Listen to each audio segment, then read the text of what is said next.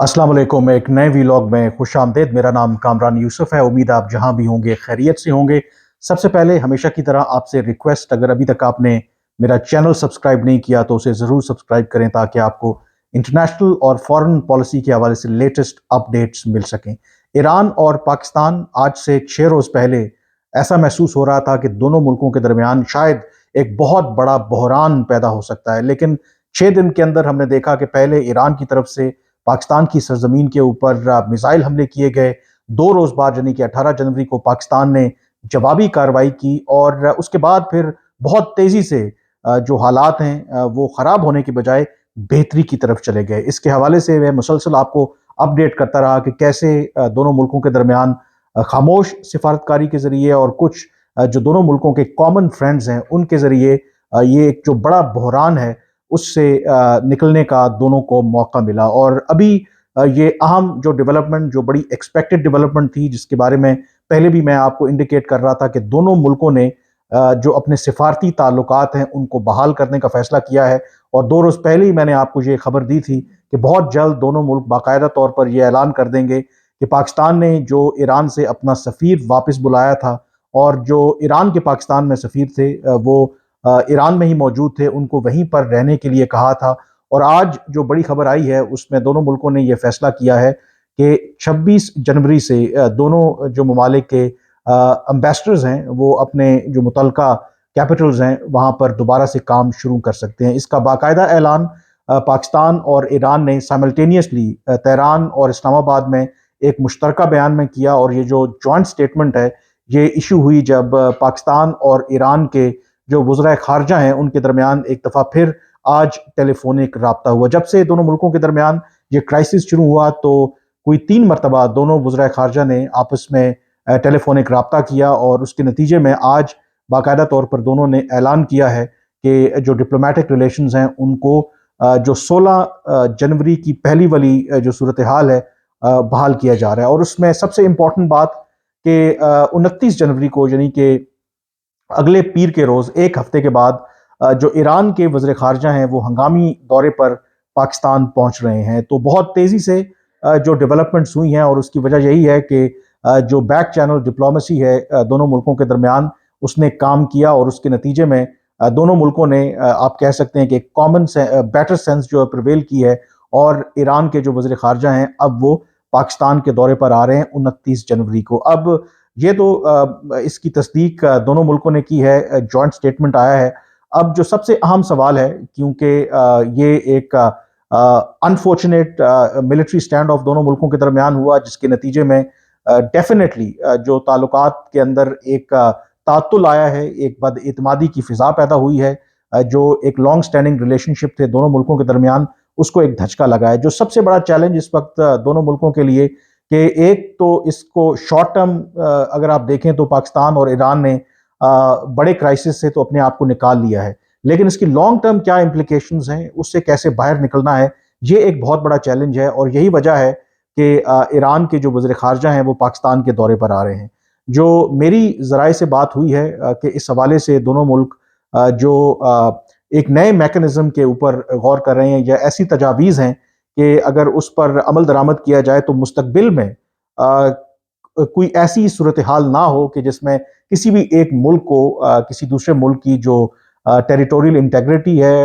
या सॉवरेंटी है उसको वायलेट करना हो। क्योंकि इस तरह के जब क्राइसिस होते हैं तो उसमें आपके लिए अपॉर्चुनिटी भी होती है। अगर आप उससे सही लेसन्स लर्न करें तो मुस्तकबिल में आप इस तरह के वाक़यात से बच सकते हैं। जो रूट कॉज है दोनों मुल्कों के दरमियान जो प्रॉब्लम है और इस वाक़े ने, इस बहरान ने उसको हाईलाइट भी किया और ये आई थिंक एक सिल्वर लाइनिंग हो सकती है। जो रूट कॉज है, एक तो ईरान और पाकिस्तान के बज़ाहिर बिल्कुल अगर आप 16 जनवरी से पहले देखें तो दोनों ममालिक का एक बरादराना और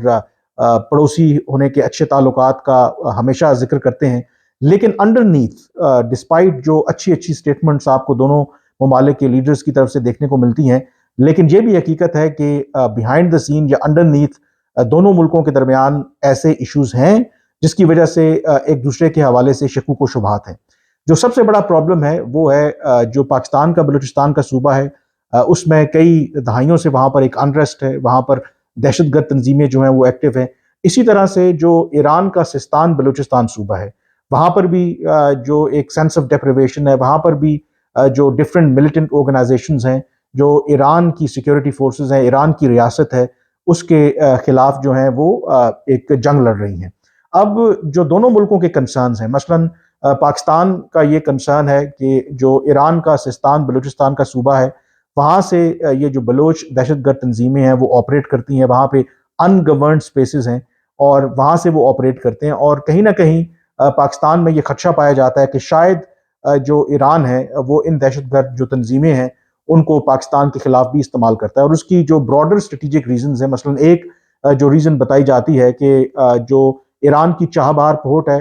وہ ایران سمجھتا ہے کہ ایک ڈائریکٹ اس کا کمپٹیشن ہے ود گوادر پورٹ، اور تھرو انڈین انوالومنٹ یا ان کی مدد سے اگر بلوچستان کے علاقے میں اگر ایک انریسٹ رہتا ہے، اور خاص کر کے ہم نے دیکھا ہے کہ ماضی میں جو بلوچ دہشت گرد تنظیمیں ہیں وہ خصوصی طور پر چائنا اور چائنا کے جو انٹرسٹ ہیں اور جو سی پیک ہے گوادر کو خصوصی نشانہ بناتی رہی ہیں، تو اس میں ایک تصور یہ کیا جاتا ہے کہ ایران اور بھارت کا بھی اس میں انٹرسٹ ہے کہ پاکستان کا جو بلوچستان کا صوبہ ہے اس میں انریسٹ رہے، تاکہ جو گوادر اور جو سی پیک ہے اس سے پوری طرح سے فائدہ نہ اٹھایا جا سکے۔ وہ الگ بات ہے کہ پبلکلی اب ایران یہ کہتا ہے کہ چاہ بہار پورٹ اور جو گوادر پورٹ ہے یہ دونوں سسٹر پورٹس ہیں، اور اس میں ایک جو حالیہ سالوں میں ہم نے دیکھا کہ ایک ڈیولپمنٹ بھی آئی کہ چین جہاں پر پاکستان کے اندر سرمایہ کاری کر رہا ہے، جہاں پر گوادر پورٹ کو ڈیولپ کرنا چاہتا ہے، وہاں پر وہ ایران کے ساتھ بھی اس کے جو تعلقات ہیں اس میں بہت بہتری آئی ہے، اور ایک جو اطلاع یہ بھی ہے کہ ان دا لانگ رن چین جو ہے وہ چاہ بہار پورٹ سے بھارت کو آؤٹ کرنا چاہتا ہے، دو کہ حال ہی میں اگر آپ دیکھیں جو انڈیا کے وزیر خارجہ ہیں انہوں نے جو دورہ کیا ایران کا، تو اس میں ایک دفعہ پھر چاہ بہار پورٹ والا جو یہ جو ساری ڈیولپمنٹ ہے وہ سامنے آئی، اور اس میں ایران اور بھارت نے اس بات کا اعادہ کیا کہ اس پورٹ کو جو ڈیولپ کیا جائے گا۔ تو اس لیے اس میں کافی آپ کہہ سکتے ہیں کہ کمپلیکیشنز بھی ہیں، لیکن ایک تو یہ کنسرن میں نے آپ کو بتایا کہ کیوں پاکستان کو ایران کو لے کر کے یہ خدشات ہیں۔ جہاں تک ایران کی بات ہے، ایران کو یہ کنسرن رہا ہے کہ پاکستان یا جو امریکہ ہو سکتا ہے یا جو عرب ممالک ہیں وہ جیش العدل ہو یا جو جند اللہ جیسی دہشت گرد تنظیمیں ہیں ان کے ذریعے ایران کے اندر ایک انسٹیبلٹی کریٹ کر رہا ہے، جس سے دونوں ملکوں کے درمیان جیسے میں نے کہا کہ ایک سسپیشن بڑھتا رہا ہے، ایک ٹرسٹ ڈیفیسٹ رہا ہے، اور ماضی میں دونوں ملکوں نے اس ٹرسٹ ڈیفیسٹ کو کم کرنے کے لیے بارڈر کے اوپر فینسنگ بھی کی، جو اپنا سیکیورٹی کا میکنزم ہے اس کو بہتر بنایا، ہاٹ لائنز اسٹیبلش کی، پاکستان اور ایران کی جو ملٹریز ہیں ان کے درمیان جو ایکسچینجز ہیں اس میں ہم نے اضافہ دیکھنے کو ملا، جوائنٹ ورکنگ گروپ کی بھی بات ہوئی کہ کسی طریقے سے اگر دونوں ملکوں کے سیکیورٹی کنسرنز ہیں ان کو میوچلی جو ہے وہ اس کو حل کیا جائے۔ لیکن ایران کی طرف سے جو 16 جنوری کو پاکستان کے خلاف کارروائی کی گئی، تو اپیرنٹلی وہ تمام جو میکنزمز ابھی ایگزسٹ کر رہے تھے آپ کہہ سکتے ہیں کہ وہ ایک لحاظ سے irrelevant ہو گئے۔ اگر وہ ریلیونٹ ہوتے تو یقینی طور پر ایران یک طرفہ کارروائی کرنے کے بجائے پاکستانی حکام سے رابطہ کرتا، یا وہ جو بائیلیٹرل میکنزمز ہیں ان کا استعمال کرتا، اگر کوئی ان کو انٹیلیجنس تھی کہ پاکستان یا بلوچستان کی طرف سے کوئی دہشت گردی کی بڑی کارروائی ایران کے خلاف ہونے والی ہے تو وہ پاکستان کے ساتھ انٹیلیجنس شیئر بھی کر سکتے تھے، لیکن انہوں نے ایسا نہیں کیا، اور انہوں نے یک طرفہ کارروائی کرنے کا فیصلہ کیا، جس کے نتیجے میں پھر پاکستان کو مجبوراً ایران کے خلاف جوابی کارروائی کرنی پڑی، اور اس میں جو عام بات ہے پاکستان کو بھی ایک موقع ملا، جو پاکستان نے جب جوابی کارروائی کی اس میں پاکستان نے باقاعدہ طور پر یہ اس کو اظہار کیا پبلکلی کہ کیسے ماضی کے اندر پاکستان نے بارہا ایران کو ایسی تفصیلات فراہم کی کہ ایران کے سستان بلوچستان صوبے میں بلوچ دہشت گرد تنظیمیں آپریٹ کر رہی ہیں، ان کو ڈوزیئرز بھی دیے اور ان کو انٹیلیجنس بھی پرووائڈ کی، لیکن ایران کی طرف سے کوئی خاطر خواہ ان کے خلاف کارروائی نہیں کی گئی، اور جب پاکستان نے جوابی کارروائی کی اور اس کے نتیجے میں خود ایران نے اعتراف کیا کہ اس میں جو بھی ہلاکتیں ہوئی ہیں وہ ایرانین نیشنل نہیں تھے، تو جس سے پاکستان کے نقطہ نظر کو ایک تقویت ملی کہ یس ایران کے سستان بلوچستان صوبے سے اس طرح کی جو دہشت گرد تنظیمیں ہیں بلوچ وہ آپریٹ کر رہی ہیں۔ اب یہ جو آپ کہہ سکتے ہیں کہ اس کی سلور لائننگ ہے کہ وہ ایشو جو پہلے پرائیویٹلی تو لوگ یہ دونوں ممالک ڈسکس کرتے تھے، لیکن اس واقعے کے بعد ایک موقع ملا ہے دونوں ملکوں کو کہ اس کا ایک پرماننٹ جو ہے وہ سلوشن نکالیں. جو میرے ذرائع نے مجھے بتایا کہ دونوں ممالک بیہائنڈ دا سین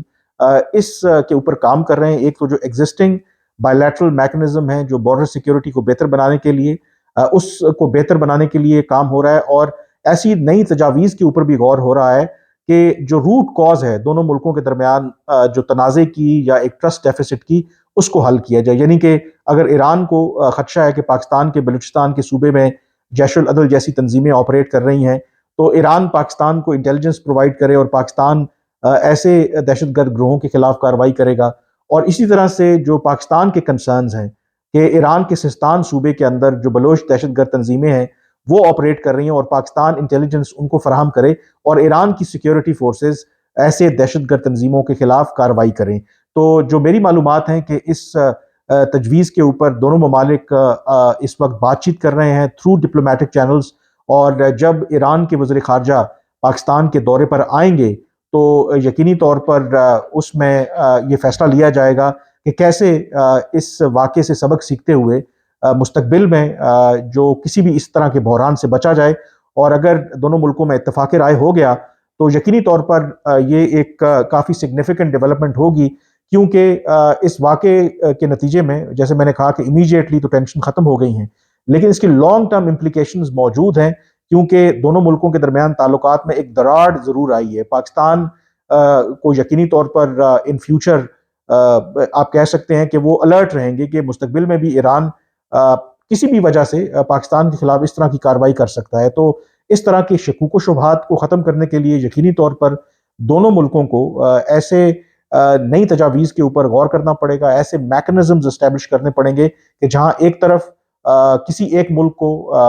آپ کہہ سکتے ہیں کہ یونیلیٹرل ایکشن لینے کی ضرورت نہ پڑے، اور دوسرا انہی میکنزمز کو استعمال کرتے ہوئے ایک دوسرے کے جو سیکیورٹی کنسرنز ہیں ان کو ایڈریس کیا جا سکے. تو اس کے حوالے سے میں ڈیفینیٹلی آپ کو اپڈیٹ کرتا رہوں گا، لیکن آپ کہہ سکتے ہیں کہ بہت ڈرامیٹکلی ڈیولپمنٹس ہوئی ہیں. 16 جنوری اور آج 22 جنوری ہے. 16 جنوری ایران نے پاکستان کے اوپر یک طرفہ کارروائی کی، 18 جنوری کو پاکستان نے اس کا جواب دیا، اور آج دونوں ملکوں نے باقاعدہ طور پر اپنے جو سفارتی تعلقات ہیں نہ صرف ان کو بحال کرنے کا اعلان کیا ہے، بلکہ ایران کے وزیر خارجہ 29 جنوری کو پاکستان کا اہم دورہ بھی کر رہے ہیں، اور ڈیفینیٹلی اس کے حوالے سے میں آپ کو اپڈیٹ کرتا رہوں گا. آج کے ویلاگ سے اتنا ہی، مجھے اجازت دیجیے. اللہ حافظ.